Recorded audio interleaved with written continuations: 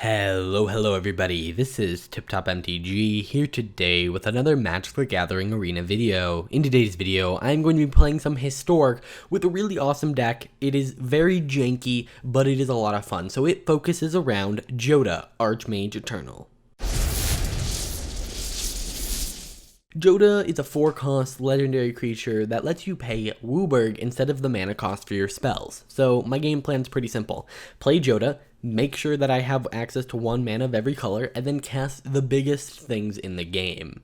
Yeah, it's very simple, but it's a lot of fun, and you can do a lot of wacky things. Now, looking at the deck list, the deck mostly revolves around Emergent Ultimatum, which is the only 4 of in the deck besides Jodah, like 4 of a big card in the deck. And then there's a bunch of single cards, and that's because, well, Emergent Ultimatum lets me go get mono-colored cards. So I have things like Omniscience, Peer into the Abyss, and Ob Nixilis, which, by the way, if you pick those 3 cards, well, you either win the game on the spot, or you get Omniscience and Ob Nixilis, or you can also have that be Omniscience and Teferi's Tutelage, because if they pick, so they have to pick Peer into the Abyss, because if they pick, for instance, Omniscience, well, then now you have Ob Nixilis and Peer into the Abyss, so then you make your opponent draw half their deck, they take damage equal to that, and then they die. If they pick the other option, you get Peer into the Abyss and Omniscience, meaning you draw half your deck and then can play half your deck. Just insane. Overall, awesome gameplay, so why don't we jump right into that? Alright, so jumping into this first game, my hand is looking pretty decent. It is a little low on mana, but Chromatic Lantern mixed with Emergent Ultimatum is pretty awesome. And we are guaranteed to get Cultivate because we can Paradise Druid this turn. And I realized that, wait a second, I don't have green. But then, wait, if I can pull 1 more mana, we have Chromatic Lantern. So it is a bit of a slow start, which is not great against a mono red deck, especially like a Cavalcade 1/1 rush deck. But at this point, I'm looking and I'm like, okay, I can Paradise Druid, Cultivate into Jodah, and then Jodah into Emergent Ultimatum, which, like I explained in the beginning, is how I plan to win. So I get Cultivate just because I decide, hey, this, I missed my land drop, so this will put 2 lands on the battlefield. I'll have 5. That means I'll be able to cast Jodah next turn if I really want to. So then I get the colors I am missing, and I manage to play both of them. So the next turn, red doesn't have a great way to, yes, Jodah only has 3 toughness, but these kind of decks maybe don't run it. And then I see this, and I'm thinking, oh, it's a Goblin deck. Now, you'll also notice I just pulled a new card from Amonkhet Remastered that I threw in the deck just because it works so interestingly with being able to cheat things out. It is one that I do definitely think could be different. Now, here I decide that I'm going to wait just because I figure playing Chromatic Lantern, Paradise Druid, and Scrying 3 is probably more valuable than getting out Jodah. Maybe that's not true. I'm just still at this point worried of Lightning Strikes and Skewer the Critics and all of that. So, yeah, I feel like this ends up being the best option. And then I'm trying to figure out exactly what the wording is on, reason to believe, but I can't find believe while it's on the stack, which is kind of dumb. So I look it up, and it doesn't let me get, it only lets me get creatures, which is kind of disappointing, but it is interesting. An interesting card. So at this point, it's looking like I'm going to lose. They have double Cavalcades, they have Chandra, they have Skirk Prospector, just generally lots of 1/1s. And so at this point, I'm going to be taking, 9 damage from this attack, and I don't plan on blocking because I need all the mana I can get. But remember, Ultimatum's part of their, power is that they can be more powerful because it's hard to cast them. But with Chromatic Lantern, I just need to have 7 mana, which actually isn't that hard to get. So I pick Omniscience. Peer into the Abyss is what I should pick, but yeah, because the deck is so singleton based, it is kind of difficult. So Ob Nixilis, Peer into the Abyss, and Omniscience, which, like I explained earlier, they have to pick Peer into the Abyss or else they lose the game. So at this point, I'm kind of hoping to see anything but Peer into the Abyss, and they fall for my trap. So I click Peer into the Abyss first, so I put it on the stack first, and I make him draw, and then I play Ob Nixilis, so that enters the battlefield first. So it'll enter the battlefield, and now they lose half their life, so they're down to 10, and then they are going to lose an additional 25 life, 24 life, for each card that they drew. Not 24 for each card, but 24 because of the amount of cards that they drew. And then, boom, I win the game. And so that's generally how the deck wants to win. Now, if I'm playing against an opponent and they do pick, say, Peer into the Abyss, I still get Omniscience and Decklist, which will let me kind of kill my own Jodah to draw cards to then draw more things. So yeah, this hand is a little bit more interesting. I don't have a clear, this is the thing I want to cast. So I clearly want to get to Jodah, and I clearly want to cast Hornet Queen, right? Because, you know, biggest spell in my hand is pretty much a stall card and is hard to deal with. But I also have like Flood of Tears in my hand, which is kind of awkward with it. You know, Flood of Tears is mostly in here because you can easily bounce, say, a Paradise Druid, a Teferi's Tutelage, a Chromatic Lantern, and a One with the Stars, all back to your hand, and then throw an Omniscience out, and then replay everything. It's just a really awesome board wipe in combination with Omniscience. Now, you might be wondering why One with the Stars is in here, and actually my opponent has it too. Okay, I wanted to throw removal into the deck, and I'm in 5 colors, so I could pick any removal, but I wanted the removal to be dual functional, and so the point of One with the Stars is that I can protect Jodah if I need to. I mean, I also have been running into a lot of Titans like Uro, and just it's really obnoxious.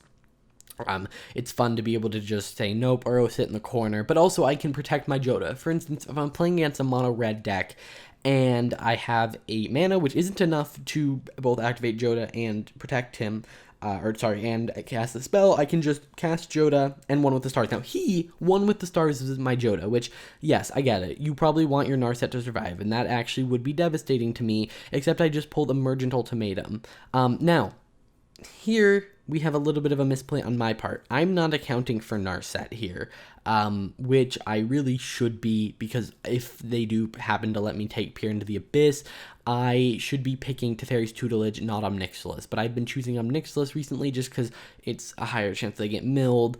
Oh wait, no, sorry. I should have picked Omnixilus. Sorry, I almost picked Teferi's Tutelage, but this, because Narset only stops me from drawing, this will still kill them if they don't pick Peer into the Abyss. And by the way, these games were filmed twice in a row, and he just concedes on the spot. I mean, giving a Jodah deck Omniscience is almost losing, so Emergent Ultimatum is almost like just instantly losing the game. Now, this hand is okay, but I have no way of cheating things out.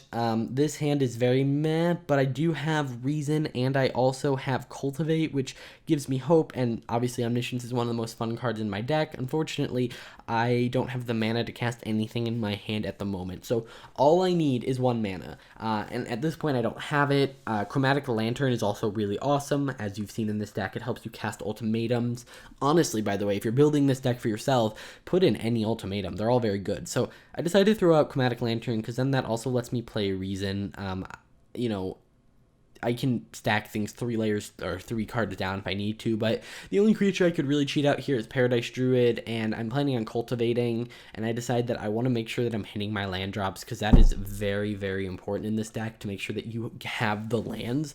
So I'm throwing away Emergent Ultimatum, which, you know, is my win con, but I also have Omniscience in hand, which means I'm not super concerned. This game is probably one of the more interesting ones out of the ones I played. So, boom, I have this, and I decide not to shock it in, and I'm just going to cultivate. And what I end up getting, I just kind of look at my mana a little bit in case Chromatic Lantern does get destroyed. That's something you shouldn't just be like, oh, I have Chromatic Lantern, I don't need to think about my colors. Make sure that you're always thinking, because they're, especially when your opponent's in like something like white, they could very easily blow up your Chromatic Lantern. So here he plays Shalai, which leads to a misplay later in the game, but what I decided to do is I decide to play Teferi, and that's because, well, I need to just draw to get Jodah or something I can cast. So boom, I pull Emergent Ultimatum, which I can cast, and so yeah, this card ends up being the star of the show once again. But you'll notice this time casting it does not equal win the game. And he plays Divine Visitation, which is awesome. I love that card. He swings with Shalai. I should, +1 him to do that, discard a card, and we go to my turn. And yeah, what I do is I cast Emergent Ultimatum, and I decide to pick my usual 3 cards, and I make a mistake here. So I pick Peer into the Abyss, fine, that's perfectly fine. But then I pick Omnixilus, and here I should have picked Teferi's Tutelage. Now I picked Sandworm Convergence because he has a flyer, and he has an artifact that turns all of his things, or an enchantment, all of his things into non-flyers. I can't pick Omniscience because it's in my hand, which is unfortunate, and I only have 1 of them in the deck. But what I mistake here, so I think, I'm like, okay, so if he does this, basically none of his tokens can ever attack me unless he destroys it, and I'm getting constant 5/5s. Sounds like, that would be an incentive for him not to pick, to not let me get that card. And if he doesn't let me get that card, he loses. So he kind of loses either way. And I'm like, yes. And then I realize he has hexproof, and I picked Omnixilus, not Teferi's Tutelage. So if I played that smarter, I would have won the game at that point. I would have milled him out, but instead I peer into the abyss, which honestly isn't that bad in this deck. I mean, getting to hand pick cards from half of your deck is not bad. Now, because I'm so low on life, I'm thinking about killing Shalai. Generally, Nixilus's minus only goes towards like Jodah after I have Omniscience down, but I decided to kill it just because I can't risk, taking that much damage. And so, boom, he takes 2 damage, and now I have to discard 16 cards, and they really need to fix this interface. They need to be basically saying, hey, if you're discarding more than 5 cards, we're going to, show you your hand on your whole screen, because it is very annoying to go through here and do 16 cards, so I eventually decided to just start on the left. All right, Omniscience need to keep. Atali, I don't really need to keep. I don't really expect that to be super important. Emergent Ultimatum, there could have been an argument to keep it, especially, but I don't have Peer into the Abyss anymore, and so my options would be to get, another Teferi. At this point, most of the cards are in my hand or graveyard, so it's not super relevant. No, unfortunately, I end up accidentally keeping 3 lands, which, it is unfortunate. It lets me have things to discard with Teferi, but I didn't mean to. I would have much rather kept Leyline of Anticipation. Omniscience plus Leyline of Anticipation is a deadly combo. I love it. I would have rather kept a lot of things. But at this point, I'm counting, and I'm like, okay, so I have 7, 8 mana. I'll be able to put down my 9th land, and that's enough to both play Jodah and cast a spell for 5. So what I'm able to do is I'm able to play Jodah and then cast Omniscience in the same turn, which means that then I can cast Sunbird Invocation, draw some cards with Teferi, kill my Jodah to Omnixilus to draw some cards to cast. It's a very interesting turn, and I can also cast Believe if I really need to, although I can't this turn because Omnixilus does only spells from your hand. But at this point, I'm thinking, okay, my opponent's just gonna time me out. But he decides to play Finale of Glory, and I'm like, okay, I have Flood of Tears in my hand, and at that point, I will have 4 things on the battlefield. So what's awesome here is that I can basically just play my land, right? And what I can do is I can play Jodah, and I make a massive play error here. It doesn't end up being relevant, but I play Jodah, and then I play Omniscience, which is the right move. And at that point, I'm like, okay, I basically won. So I draw cards, discard, and I discard Fabled Passage. And what I start doing is I use this to kill my own Jodah, because I want to draw cards. So I do that, and also I want to reduce Omnixilus's loyalty as much as I can, and then I Flood of Tears. And here's where I make my mistake. I should have played Sunbird's Invocation first, so that I could have gotten triggers off of all the cards I'm about to cast. I should cast Sunbird's Invocation any of these times, but instead I just start replaying my board, and I'm, I don't know if I'm the only one who does this, but sometimes I'm like, oops, I don't really want to let my opponent know that I just made this massive of a misplay, so I disguise it as in I just drew it with Teferi. So then I play Sunbird's Invocation, which means that all these little Chromatic Lanterns that don't mean much now actually just go get things from my deck, so it's going to get really big, and boom, I win the game. So yeah, that's generally how this deck wants to work. Yeah.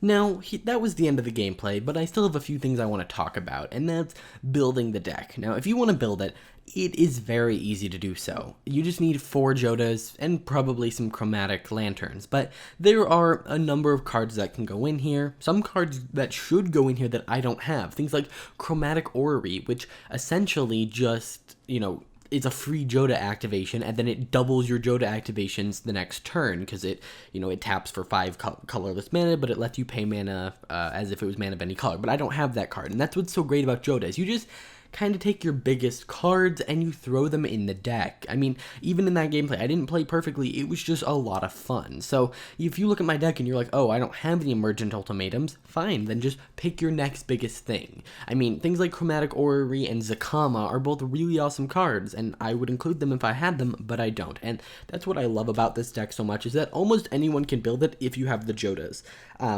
Just color fixing, Jodah, big spells, and you have an awesome deck. Overall, I hope you enjoyed this video. If you want to see my exact deck list, it is not the greatest, obviously. I haven't super tuned it up yet, and I have been messing with it, but it is very singleton looking in the fact that most of my things are singles. But yeah, check it out. There'll be a link in the description down below. If you enjoyed, please hit that like button. Amonkhet Remastered is really awesome.